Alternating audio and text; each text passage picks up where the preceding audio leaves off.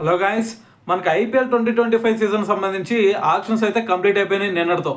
అయితే మరి దానికి సంబంధించి ఆర్సీబీ టీం ఎలా ఉంది, దాని తర్వాత ఆర్సీబీ టీం ఈసారి కప్పు కొట్టడానికి ఎంత ఛాన్స్ ఉంది, వాళ్ళ ప్లేయింగ్ లెవెన్ డీటెయిల్స్ మొత్తం గురించి అయితే నేను ఒక వీడియోలో అయితే మాట్లాడేసుకున్నాం. అయితే ఇప్పుడు వచ్చేసరికి మనకి ముంబై ఇండియన్స్ టీం గురించి ఖచ్చితంగా ఇప్పుడు మాట్లాడాల్సిన సిచ్యువేషన్ ఏర్పడింది. ఎందుకంటే వీళ్ళ కళ్ళే ఆక్షన్స్ ముందు చూసుకుంటే ప్రతి ఒక్కరికి కూడా ముంబై ఇండియన్స్ టీం ఈసారి ముంబైని కొట్టే టీం ఏది ఉండదరా అని చెప్పేసి ప్రతి ఒక్కరు అనుకున్నారు. ఎందుకంటే వాళ్ళ రిటెన్షన్స్ ఆ విధంగా ఉన్నాయి. సో మరి దాని తర్వాత అందరూ అనుకుంది ఏంటంటే ఆక్షన్లోకి వచ్చిన తర్వాత వీళ్ళు ఇంకొక 4-5 ప్లేయర్స్ని టాప్ క్లాస్ ఎక్స్పీరియన్స్ ప్లేయర్లను తీసుకుంటారు. సో మరి ఒకప్పుడు ముంబై ఇండియన్స్ టీం ఎలా అయితే ఉండేదో అదే విధంగా ఇప్పుడు కూడా ఉండబోతుందని చెప్పేసి అందరూ అనుకున్నాం. సో కానీ ఇప్పుడు ఈ యాక్షన్స్ తర్వాత మనం ముంబై ఇండియన్స్ టీం కనుక ఒక్కసారి చూసుకుంటే నాకైతే కొన్ని 2-3 రూమ్స్ అయితే కనిపిస్తున్నాయి దీంట్లో, ఏది మన ముంబై ఇండియన్స్ టీంలో. సో ఒకప్పుడు వీళ్ళకల్లి హార్డ్ హిట్టర్ అయిన పోలార్డ్ ఉండేవాడు మిడిల్లో, దాని తర్వాత హార్దిక్తో కలిపి, దాని తర్వాత చివరిలో బౌలింగ్లో చూసుకుంటే ఇద్దరు కూడా మనకి బోల్ట్, దాని తర్వాత బుమ్రా వీళ్ళు ఉండేవాళ్ళు. సో ఇప్పుడు కూడా ఉన్నారు. కానీ నాకైతే ఇక్కడ 2-3 ప్లేసెస్ అయితే ఖచ్చితంగా కొంచెం డౌట్ కనిపిస్తుంది. ఎందుకంటే మనం ఒక్కసారి కనుక ఫస్ట్ నుంచి కనుక చూసుకుంటే వీళ్ళ టాప్ ఆర్డర్ బాగానే ఉంది, మిడిల్ ఆర్డర్ కూడా బాగానే ఉంది.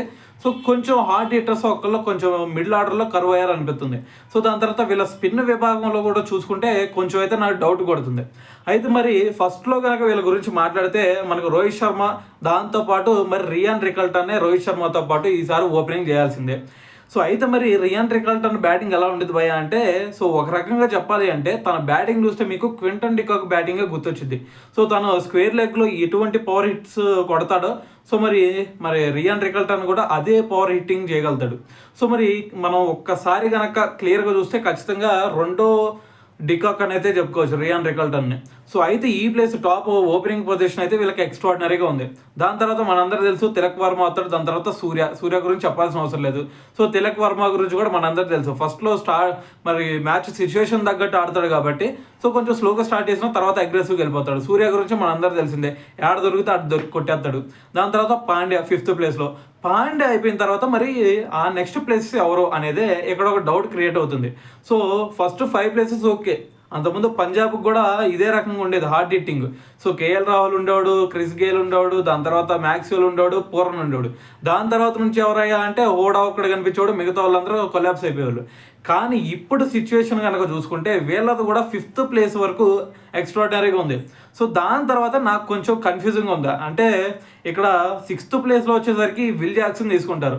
సో మరి విల్ జాక్స్ కొంచెం హిట్టింగ్ చేయగలుగుతాడు, కానీ అంత ముందుతో పోల్చుకుంటే వీళ్ళకల్లే అంత ముందు టిమ్ డేవిడ్ ఉండేవాడు. సో టిమ్ డేవిడ్ కంటే ముందు పోలార్డ్ ఉండేవాడు. సో మరి వీళ్ళిద్దరు రేంజ్ని మరి విల్ జాక్స్ అందుకుంటాడా లేదా అనేది నాకు కొంచెం డౌట్. సో అఫ్కోర్స్ మనకి విల్ జాక్స్ ఎక్స్ట్రాడినరీగా పర్ఫామ్ చేస్తాడు, సో దాంట్లో ఎటువంటి డౌట్ లేదు. సో మరి వీళ్ళని రీప్లేస్ చేయగలుగుతాడా లేదా అనేదే నా డౌట్ అనమాట. సో అయితే మరి దాని తర్వాత చూసుకుంటే మరి ఇదొక్క ప్లేస్ అయితే కొంచెం నాకు డౌట్గా ఉంది. సో మరి 7th పొజిషన్లో మరి ఎవరు వస్తారు? 7th పొజిషన్లో అంతకుముందు చూసుకుంటే వీళ్ళకి మరి కృణాల్ పాండ్యా వచ్చాడు. సో మరి కృణాల్ పాండ్యా ప్లేస్లో ఈసారి ఎవరన్నా వస్తున్నారా అంటే మనకి కనిపిస్తుంది మనకి శాంట్నర్ ఒక్కడే కనిపిస్తున్నాడు. సో మరి వీళ్ళిద్దరిని అయితే ఓకే కంపేర్ చేసేసుకోవచ్చు, ఇద్దరు కూడా లెఫ్ట్ హ్యాండ్ స్పిన్నర్స్. సో ఇద్దరు కూడా లెఫ్ట్ హ్యాండ్ బ్యాట్స్మెన్స్. సో ఇద్దరిని కూడా కంపేర్ చేసుకోవచ్చు. సో మరి కృణాల్ పాండ్యా బయటికి వెళ్ళిపోయినా సరే శాంట్నర్ రూపంలో మరి వీళ్ళకి ఒక స్పిన్ ఆల్రౌండర్ దొరికేశాడు. సో మరి 7th ప్లేస్లో ఓకే.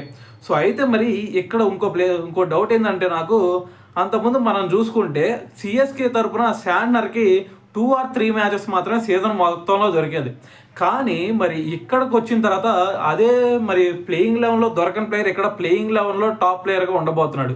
సో మరి ఇటువంటి సిచ్యువేషన్కి మరి అక్కడికి ఇక్కడికి చాలా అయితే డిఫరెన్స్ ఉంది. సో మరి ఈ ప్లేస్ని ఎలా భర్తీ చేయగలుగుతాడు అనేదే నాకైతే ఒక డౌట్ అయితే ఉంది ఇక్కడ. సో అయితే ఏదైనా సరే మరి కృణాల్ పాండ్యా ప్లేస్లో వస్తాడు కాబట్టి సో ఆ ప్లేస్ కూడా సెట్ అయిపోయింది అనుకుందాం. సో మరి దాని తర్వాత 8th ప్లేస్ ఎవరు, 9th ఎవరు, 10th ఎవరు, 11th ఎవరు? సో మరి ఇక్కడ కనుక చూస్తే దాని తర్వాత పొజిషన్లో మనకు కనిపిస్తుంది కరణ్ శర్మ స్పిన్నర్ల రూపంలో. సో మరి స్పిన్నర్ రూపంలో కరణ్ శర్మ, దాని తర్వాత మనోడు.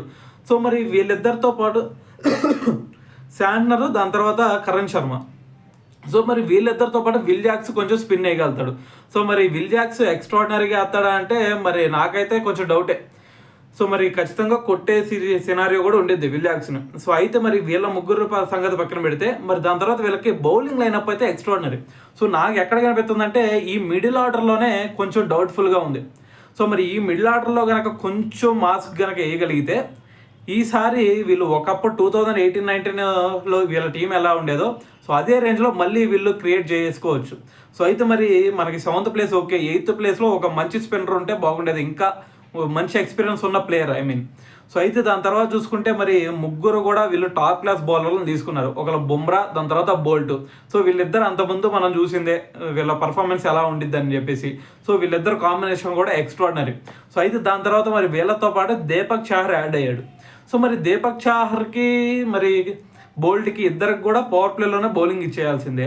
సో మరి అయితే దాని తర్వాత మరి వీళ్ళిద్దరిలో ఎవరైనా చివరిని తీసుకొచ్చి చేపిస్తానంటే తర్వాత చొక్కలు చూసుకోవాల్సింది ఎవరైనా సరే.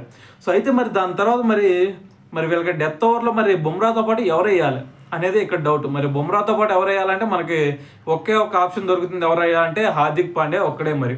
సో మరి హార్దిక్ పాండ్యా మీరు అందరూ కాదు నేను ముందు బౌలింగ్ వేస్తా, ఫస్ట్ ఓవర్ నేను వేస్తా అన్నాడు అంటే సో మరి సినారియో మొత్తం మారిపోయింది. సో ఖచ్చితంగా మరి ఇద్దరు స్పెల్ మాత్రం మనకి దీపక్ చాహర్, దాని తర్వాత మరి బోల్ట్ మాత్రమే వేయాల్సిన సిచ్యువేషన్ ఉంది. అలా కాకుండా మిడిల్లో తీసుకొచ్చి వేపిస్తానంటే మరి దాని తర్వాత ముంబై ఇండియన్స్కి ఆకాశంలోనే కనిపిస్తాయి బాల్. సో అయితే అదంతా పక్కన పెడితే మరి బుమ్రాకి తోడు మరి హార్దిక్ పాండ్యానే వేయాల్సిందే. సో మరి ఇక్కడ హార్దిక్ పాండ్యా కాకుండా ఇంకొక ఒక టాప్ క్లాస్ బౌలర్ ఉన్నట్టయితే చాలా బాగుండేది అనేది నా ఒపీనియన్. కోర్స్ మనకి హార్దిక్ పాండ్యా ఎక్స్ట్రాడినరీగా బౌలింగ్ వేస్తాడు, కానీ ఏదన్నా కట్టడి చేయాల్సిన సిచ్యువేషన్ వచ్చినప్పుడు మరి నేనైతే అన్ని హోప్స్ అయితే పెట్టుకోలేను. సో మరి అంతకుముందు సౌత్ ఆఫ్రికా మీద మంచిగానే పర్ఫామ్ చేశాడు హార్దిక్ పాండ్యా చివరిలో ఓవర్లో. దాని తర్వాత అంతకుముందు బంగ్లాదేశ్ మీద కూడా మనం చూసాం, ధోని చివరి రన్అట్ చేస్తాడు. సో అప్పుడు బాగానే బౌలింగ్ చేశాడు. సో ఇలాగ చాలా సినారియోస్ ఉండే. హార్దిక్ పాండ్యా కూడా చివరిలో మంచిగానే బౌలింగ్ చేయగలుగుతాడు, కానీ అన్ని మ్యాచెస్లో వేయగలుగుతాడా అంటే బుమ్రాతో పాటు ఎఫెక్టివ్గా అంటే సో దాని దగ్గర అయితే నాకు ఆన్సర్ లేదు. సో మరి ఇటువంటి సినారియోలో మరి దాంతోపాటు ఇక్కడ బ్యాటింగ్ అటాక్లో చూసుకుంటే 7 ప్లేసెస్, అది కూడా శాంట్నర్ 7th ప్లేస్లో ఆడతాడు. సో మరి మిగతా టీమ్స్లో చూసుకుంటే 8 ప్లేయర్స్ వరకు మరి వాళ్ళకి ఆల్రౌండర్స్ కూడా దొరుకుతారు. మరి ఇక్కడ చూసుకుంటే ఒక ప్లేయర్ బ్యాట్స్మెన్గా అయితే కొంచెం మిస్ అవుతున్నాడు. సో మరి అటువంటి ప్లేస్లో మరి ఎవరిని తీసుకురావాలి అంటే మనకు కనిపిస్తుంది నమ్మందిర్ ఒకటే.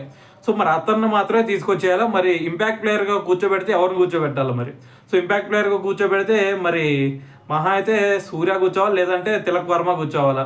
సో ఎందుకంటే మరి రోహిత్ శర్మను కూర్చోబెడితే రోహిత్ శర్మ కూర్చున్నాడంటే ఇక్కడ ప్లానింగ్ మొత్తం మిస్ అయిపోయింది. సో హార్దిక్కి ఖచ్చితంగా మరి రోహిత్ శర్మ లాంటి ఒక జీనియస్ మైండ్ ఖచ్చితంగా కావాల్సిందే. సో మరి వాళ్ళ మ్యాచ్లు గెలవాలి అంటే కొంచెం అటు ఇటు సిచ్యువేషన్ ఉన్నప్పుడు కూడా ఖచ్చితంగా మరి రోహిత్ శర్మ లోపల ఉండాల్సిందే గ్రౌండ్లో. సో అటువంటి సిచ్యువేషన్లో మరి తిలక్ వర్మని బయట కూర్చోబెడతాడా, సూర్యాన్ని బయట పెడతారా, సో ఎవరిని బయట కూర్చోబెడతారు అనేది అయితే మనం ఖచ్చితంగా చూడాల్సిందే. సో అయితే మరి ఈ టీం మొత్తం చూసిన తర్వాత అసలు ఈసారి 2018 టీం మళ్ళీ మీకు గుర్తొస్తుందా, లేదంటే ఏమన్నా దీంట్లో మరి మైనస్లు ఏమైనా కనిపిస్తున్నాయా ఈ టీంలో అనేది మీరైతే కామెంట్ చేయండి. సో అయితే నాకైతే మిగతా టీం మొత్తం బాగుంది, కానీ మిడిల్లో నేను అనుకున్న ఎక్స్పెక్టేషన్స్ ఒకప్పుడు పోలార్డ్ రూపంలో వీళ్ళకి హార్డ్ హిట్టర్ ఉన్నాడు. సో అదే సిచ్యువేషన్లో మరి ఇక్కడ ఒక మ్యాక్స్వెల్నో లేదంటే లివింగ్స్టోన్నో ఎవరో ఒక హార్డ్ హిట్టర్ని తీసుకుంటారు, లేదంటే టిమ్ డేవిడ్నో తీసుకుంటారు అనుకున్నాను. సో ఆ ఒక్క ప్లేస్ అయితే మిస్ అయింది. సో ఆ ప్లేస్ ఈసారి విల్ జాక్స్ అయితే రీప్లేస్ చేయాలా. సో దాని తర్వాత స్పిన్ అటాక్లో వచ్చేసరికి అంతకుముందు రాహుల్ జార్ వీళ్ళు ఉండేవాడు. సో మరి అతని ప్లేస్లో ఈసారి మరి కరణ్ శర్మ అయితే రీప్లేస్ చేయాలా. సో మరి ఏం జరిగిద్ది అసలు ఈసారి మరి ఇలా టీం గురించి మీరేమనుకుంటున్నారో కామెంట్ చేసేయండి.